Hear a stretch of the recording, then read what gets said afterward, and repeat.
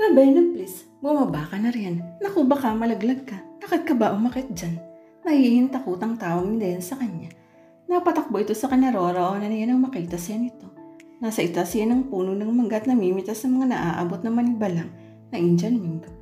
Nakatuwaan niyang akyatin ng puno dahil hitik yun sa bunga. Pinakukuhaan siya ni Clark ng mga kahoy na nagsisilbing hagdan ang katawan ng puno kaya madali lang para sa kanyang pag-akyat doon. Natatawa niyang initsa kay Dayan ng hawak na mangga. Sige, bababa na nga ako. Dahan-dahan, sabi naman ni Clark na kadarating lang. May dala itong garapon ng alamang na sausawan nila ng mga napitas niya. Binatukan ito ni Dayan. Ikaw ang may kasalanan kapag nalaglag si Ravenna. Bakit mo siya pinaakyat? Aw, reklamo ni Clark. Naman masakit yan. Ani Dayan kay Clark bago siya binalingan. Huwag ka nang aakyat dyan ha. Opo, hindi na po ako aakyat. Isusumbong ko talaga kayo kay Lolo Fritz. Pananakot pa ni Dayan. Lalo na ikaw. Binatukan uli nito si Clark. Naman nakakadalawa ka na. Akin na nga yung alamang. Inagaw nito ang hawak ni Clark. Pumwesta sa mesang nasa lilim ng puno. Mapangiti na lang sila ni Clark nang lantakan ni Dayan ang hawak na mangga. Dalawang bungo na mula nang mapunta siya sa lugar na iyon. Doon siya dinala ni Clark nang umalis siya ng Maynila. Pag-aari ng lola ni Clark ang malawak na lupaing iyon na natataniman ng napakaraming mangga. Nakatira naman sa kabilang lupay ng pamilya ni Dayan. They were childhood sweetheart at nagkalayo lang ng magkaroon ng hidwaan ng dalawang pamilya. Sa loob ng mga panahong inilagay niya sa lugar na iyon ay hindi miminsang sumagi sa isip niya si Jim. Kasal na kaya ito at si Nancy ngayon. Masakit pa rin sa kanya ang nangyari sa kanila pero kakayanin niya. Time heals all wounds, wika nga. Sa tingin mo ikaw ang hinahanap niya, kalabit sa kanya ni Clark. Kunot nang bumaling siya kay Clark. Nino, may inuso ito sa gawing likuran niya. Napasinghap siya ng paglingon niya ay nakita niya ang tao pilit na kinakalimutan niya na papalapit sa kanya roroonan nila. Para itong aparisyon na biglang lumitaw sa paningin niya. Naikusutuloy niya ang kamay sa mga mata niya. Is this a dream? Kung ikaw ay isang panaginip ayoko ng magising, kanta pa ng isip niya. Nag-uunahan ang pagsasomersault ng panikis sa dibdib niya na nagkakantahan habang papalapit si Jim sa kanya. Ano ba? Tumigil nga kayo. Pipinsaway niya sa mga paniking parang nais lumabas sa dibdib niya at lumibad pa sa lubong kay Jim. Napanganga siya nang huminto ito sa harap niya. Mataktika namang umalis si Clark sa tabi niya at hinila si Dayan palayo sa kanila nang hindi niya namamalayan. Napansin na lang niyang silang dalawa na lang ni Jim ang naroon sa lilim ng mga. Hi, bati ni Jim. Napanunak siya nang marinig ang bariton ng boses nito. How she missed that voice. Tinitigan niya ito. Gustong kumunot ng noon niya nang mapansing na mayat ito. Nahumpak ng bahagya ang mga pisngi ito at medyo maitim ang ilalim ng mga mata nito. He seemed so tired and stressed out. Piligilan niya ang sariling haplusin ng pisngi nito tulad ng dati. Pinatigas niya ang damdamin. Siya rin ang nasasaktan sa bandang huli. Hello, Ani Ravenna ng matagpuan ng tinig. Paano mo nalaman kung nasan ako? Tumasang isang sulok ng labi ni Jim. My dear, I own a detective agency and I'm a detective myself, so finding you just is a piece of cake. Hindi mo pa na saan ako hinanap. Humalakip-kip na sabi niya. Si Papa ba ang nag-utos sa'yo? Kumunot ang noon nito. No, walang alam dito si Tito. I wanted to find you, so I did. Bakit pa? Oo nga pala, dahil sa company mo. Don't worry, kakausapin ko si Papa para makausap niya ang Papa mo tungkol doon. Hinawakan ni Jim ang braso niya. Hindi ka ba nakikinig? Hinahanap kita dahil gusto kitang makita. Walang kinalaman dito ang kahit ano pa man. Kaya kung mawala ang lahat, huwag lang ikaw. I love you so much, Ravenna, that I can give you all the riches in the world just to have you back in my life. Pinilit niyang huwag pansinin ang sinabi ito. Bitawan mo ako. Alam mo ba ang dahilan kung bakit lumayo ako sa iyo? Kung bakit nagtatago ako? Nagpatuloy siya nang hindi sumasagot dahil ayaw na kitang makita. At ngayong alam mo na kung nasan ako, lalayo na lang uli ako. Kaya sa susunod, huwag mo na akong hanapin. Pero bakit? I thought we had something special. Ravenna's open flicker in Jim's eyes, and for a moment, she hesitated. Inalis niya ang tingin sa mga mata nito. Natatakot siyang baka bumigay ang depensa niya. Kung hindi niya alisin ang mga mata rito, bumalik ka na. Hindi na ako babalik. Masaya na ako rito. Tinalikuran niya ito. Umalis ka na. Lumakad na siya palayo kay Jim.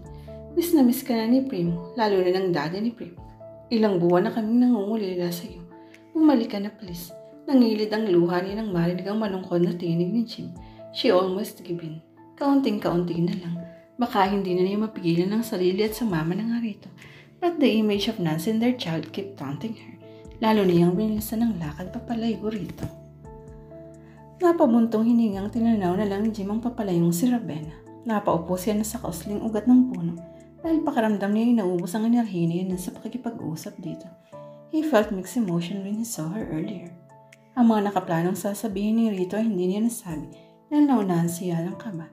Nagkalabo-labo na ang emosyon niya nang sabihin itong hindi na ito babalik pa, kaya nagpanik na siya. Pare, anong nangyari? Bakit parang hinahabol niyong kumakalayo sa iyo? Narinig niya ang tanong ni Clark sa kanya na hindi niya namalayang nakalapit na pala sa kanya. Nilingon niya ito. I felt miserable. Sagot niya. Tumabi ito sa kanya, saka nito tinapik-tapik ang balikat niya.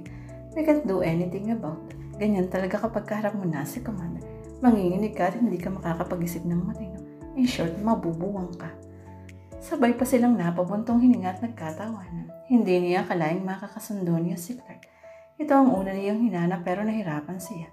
Swerteng ito naman mismo ang nagpakita sa kanya ilang araw nang nakararaan. Inihanda pa niya ang sarili dahil baka hindi niya mapigiling masuntok ito sa pagtatago nito sa nobel niya. Pinuntahan siya nito upang magpagbantaan. Masyado daw niyang nasaktan si Ravenna at hindi nito ipapakita sa kanya ang dalaga. Alam pala ni Ravenna ang tungkol kay Nancy at iyon ng dahilan, kaya umalis ito. Kahit anong tago pala niya ng tungkol doon ay walang kwenta. Nang marinig niya kung gaano nasaktan si Ravenna, ay parang ang sarili niyang gusto niyang suntukin. Si Clark ang tumulong sa kanya para makausap niya si Ravenna. Ngayon pero masyado siyang excited kaya hayon at iniwan tuloy siya ng dalaga. Alam mo pare, may isang weakness si Ravenna na kapag ginawa mo, siguradong wala siyang kawala. Ani ni Clark maya-maya. Hindi ko na nasubukan gawin yun dati, pero I'm sure gagana yun sa'yo. Ano yun? Kumunot ng noon niya nang ibulong nito sa kanya ang sagot. Sigurado ba yan? Namimilog ang matang tanong niya. Oo naman, 100% yun. Numero 1 hopeless romantic ang girlfriend mo. Nakangising sabi ni Clark. Saan ba tayo pupunta? Tanong ni Ravenna kay Diane nang hilahin siya nito palabas ng kwarto kinabukasan ng gabi. Isinakay siya nito sa pickup truck na dala nito at ngayon binabagtasan nila ang daan patungo sa bayan. Kailangan mong lumabas dahil napaghahalatang nagmumukmuka sa loob ng kwarto mo. Ayaw mo naman pala siyang umalis. Bakit pinakalis mo? Ang gulo mo rin, ani Diane. Hindi ako nagmumukmuk, tanggi niya. Saka tama lang ang ginawa ko. Ayokong maging sagabal sa buhay ng mag-ina niya. Naikwento na niya rito ang tungkol kay Jim noong kasalukuyang iniiyakan niya ito. Ang drama mo, te. Komento nito. Humusiyang pangunahan sa mga desisyon niya sa buhay. Paano kung ikaw ang piliin niya?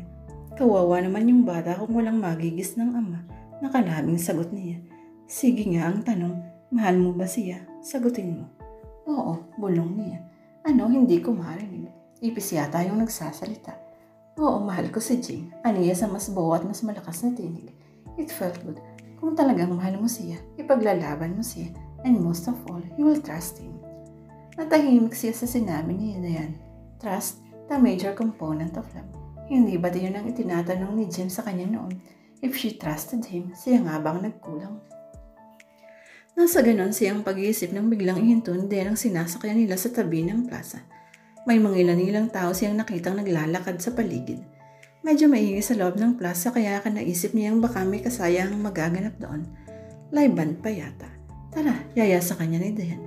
Nagtatakang napasunod siya rito nang pasukan nila ang plaza. Biglang namatay ang mga ilaw at tumahimik ang paligid pagpasok nila. Anong nangyari? Diane, tawag niya sa kasama pero walang sumasagot. Pumailan lang ang isang pamilyar na tugtugan. Iyon ang paborito niyang kanta na gawa ni Jim Brickman. Biglang kumabog ang dibdib niya nang biglang sumindi ang spotlight sa gitna ng bulwagan at nakatayo sa gitna si Jim may hawak na microphone. I am amazed when I look at you. I'll see you smiling back at me. It's like all my dreams come true.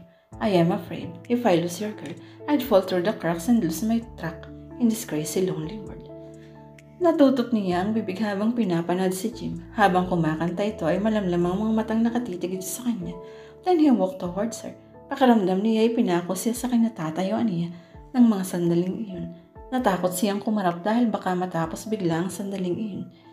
You are the love of my life, and I'm so glad you found me. You are the love of my life. Baby, put your arms around me. I guess this is how it feels when you finally want something real. My angel in the night, you are my love, the love of my life. She could feel the emotion swirling inside her as tears rolled down her cheeks. Lalo siyang napaiyak ng dahan-dahang pinahiran ito mga yan. Hindi na niya pigilan ng sarili at nimakap na si Rito ng mahigpit. Napatigil ito sa pagkanta at gumanti ng mas mahigpit na yakap. Narinig na lang niya na iba na ang kumakanta. I'm sorry I've hurt you. Sinabi sa akin ni Clark ang lahat. Hindi ko na sinabi sa iyong tungkol kay Nancy. Dahil alam kong masasaktan ka kaya gusto kong ayusin iyon ng mag-isa. Bulong ni Jim sa kanya. Hindi ko alam na nagkausap kayo. Hindi ko anak ang dinadala ni Nancy. Iyon ang katotohanan. Pero kahit anak ko nga ang dinadala niya, ay ikaw pa rin ang pakakasalan ko dahil ikaw ang mahal ko. Hindi siya sumagot. Lalo lang niyang hinigpitan ng yakap dito. I love you even more nang ipasya mong magbigay daan para sa inosenteng buhay. Kahit napakasakit para sa iyo ay nagawa mong lumayo. But I almost died when you left, ani Jim. Akala ko kasi yun ang tamang gawin ko. Humihikbing sabi niya. I'm really sorry I didn't trust you. That's alright. Huwag mo na uling gagawin yun ha. He gently pressed his lips on her temple. Ang mahalaga malinaw na ang lahat. Isa lang naman ang hiling ko sa iyo. Itinaas ni Jim ang baba niya para magtama ang mata nila. Please don't deny me a lifetime of loving you. Muling bumuka ng luha sa kanyang mga mata. I love you to do just that. Sabi niya sa galagal na tinig. He gently smiled. The love she was seeing in those dark pools formed her heart. Sweetheart, di ba nangako ko sa iyong hindi kita hahalikan hanggat hindi ka nagmamakawa sa akin? Hindi mo lang alam kung gaano kahirap magpigil. So please, sweetheart, start begging me to kiss you. Please, pakiusap ni Jim sa hirap na tinig. Hindi niya napigilang mapabunghalit ng tawa sa sinabi nito. Namula ang mukha ni Jim sa reaksyon niya. Saan ka nakakita ng ganon? Jim was begging her to beg him for a kiss her. Itanyas niya ang mga kamay sa likod nito. Okay, Mr. P, kiss me now, please. Then he gladly closed the distance between them and gave her a kiss sweeter than the best wine ever. And that moment she felt as if all the stars were falling and all her wishes were coming true. She wasn't even going to do anything stupid again. Hindi na siya aalis sa tabi nito kahit ilang ng sipa ang dumating. Ang mga taong kanina pa pala nagpipigil ng hininga sa panonood sa kanila ay masayang nagpalakpakan.